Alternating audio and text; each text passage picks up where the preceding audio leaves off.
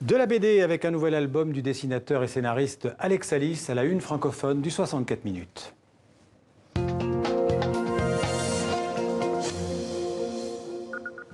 Bonjour Alex Alice. Bonjour. Alors le 4e volume du Château des Étoiles, un Français sur Mars, vient de sortir aux éditions Rue de Sèvres.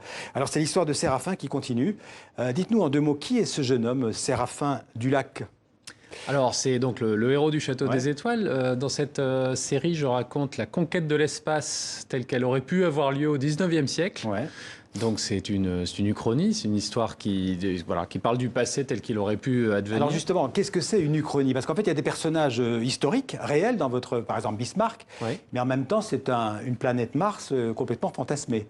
Oui, en fait, mon idée, c'était de faire un récit un petit peu à la Jules Verne, c'est-à-dire je pars de la réalité historique de 1868, donc avec effectivement Bismarck, le roi Louis II de Bavière, l'impératrice Élisabeth, plus connue sous le nom de Sissi, et je crée une machine, un peu dans l'esprit des voyages extraordinaires de Jules Verne, une machine qui va permettre le voyage, en l'occurrence le voyage dans l'espace. Mais c'est l'espace, pas tel qu'on le connaît aujourd'hui, mais tel qu'on l'imaginait à l'époque. Donc c'est basé sur la science et les hypothèses scientifiques de ce temps-là. Voilà. On dit d'ailleurs que c'est un peu un mélange de Jules Verne et du japonais Miyazaki, à qui on doit d'ailleurs le voyage de Chihiro, le château dans le ciel, cette fois-là. C'est ça, vous reconnaissez, vous revendiquez, j'allais dire, cette double paternité? Oui, tout à fait. Moi, j'étais grand lecteur de Jules Verne étant enfant, et les films de Miyazaki m'ont beaucoup marqué aussi. Alors, vous l'avez dit, le premier volume se passe en 1869. Là, on est au 4e, c'est en 1873. Pourquoi avoir choisi cette époque-là en particulier? Alors, je dirais que c'est parce que c'est peut-être la dernière époque, enfin, le dernier moment où... on est à la fois à un moment de positivisme, de foi dans la science et dans le progrès, donc ça c'est ce qu'on retrouve chez Jules Verne, et en même temps on est vraiment dans les derniers feux du romantisme. Donc Louis II de Bavière, c'est ce roi qui a vraiment existé, qui a construit ses châteaux en Bavière, un peu fou, enfin c'est ce qu'on a dit. En fait il était visionnaire, et voilà, très exalté, un amateur d'opéra qui a construit ces châteaux qui ressemblent au château de La Belle au Bois dormant, et donc je vais en faire un personnage, je vais en faire l'Elon Musk du 19e siècle, parce que c'est lui qui va permettre de financer la conquête de l'espace. Et c'est cette rencontre à ce moment-là, peut-être ce dernier moment de rencontre et de communion entre cet esprit scientifique et cet esprit romantique. On est à un moment où les scientifiques sont des gens qui écrivent des poèmes, et d'un autre côté, les poètes ou les artistes sont capables d'écrire des traités scientifiques. On sait peu, par exemple, que Goethe, le célèbre poète allemand, a écrit un traité, je crois, d'optique.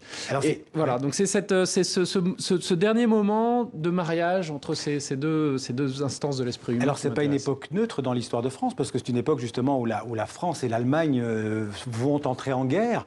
Pourquoi avoir choisi aussi ce moment-là particulier? Parce que les Allemands, c'est un peu les ennemis aussi dans ces BD. Alors oui, en fait, l'Allemagne à l'époque, quand je commence le récit, l'Allemagne n'existe pas. Donc il y en a encore une trentaine de pays différents, dont la Prusse et la Bavière. Donc à la fois, les gentils vont plutôt être du côté des Bavarois et les méchants du côté des Prussiens. C'est toujours bien un casque à pointe pour faire un méchant. Mais j'essaye, justement, de ne pas être trop caricatural par rapport à ça. Il y a de l'amour, il y a de la science, il y a des trahisons. Mais est-ce qu'il y a aussi un message politique dans votre BD? Alors bon, probablement. C'est une réflexion sur le pouvoir, sur les élites, sur les inégalités aussi. Oui, dans ce 4e tome. Parce que les martiaux, comme vous dites, c'est pas les martiens, c'est les martiaux. Ils sont pas égaux. Oui, effectivement, ils font des erreurs. Ils sont dans une société. Alors, ils sont dans une espèce de société idéale, mais une société idéale qui a oublié en fait une bonne moitié de sa population, qui est dévolue aux tâches subalternes. C'est pas rien.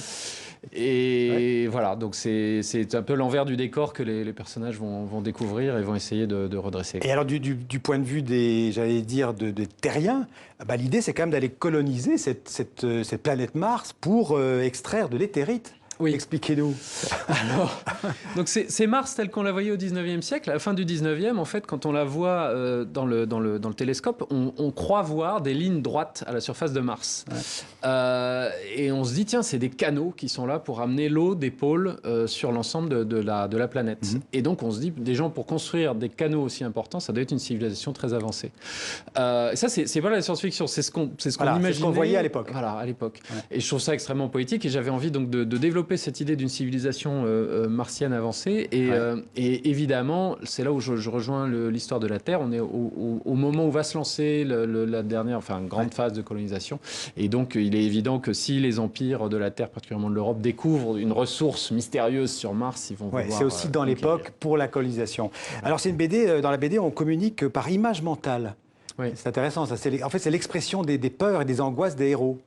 Oui, là aussi, je rejoins ce qu'on pouvait imaginer. Quand au 19e, on se dit, voilà, il y a une humanité. À l'époque, on parlait d'humanité de l'espace, parce qu'on ne parlait pas vraiment d'extraterrestres encore. On se disait, qu'est-ce qui peut être plus avancé que les humains? Et donc, on imaginait qu'ils pouvaient voler ou qu'ils pouvaient avoir effectivement de la transmission de pensée. Ce qui sont devenus des clichés de la science-fiction, mais en fait, voilà, c'est une espèce de démarche un peu logique de cette époque que je trouve là aussi. C'est déjà fini, je renvoie à ces 4 volumes. Le dernier, c'est Un Français sur Mars, donc Le Château des Étoiles, édition Rue de Sèvres.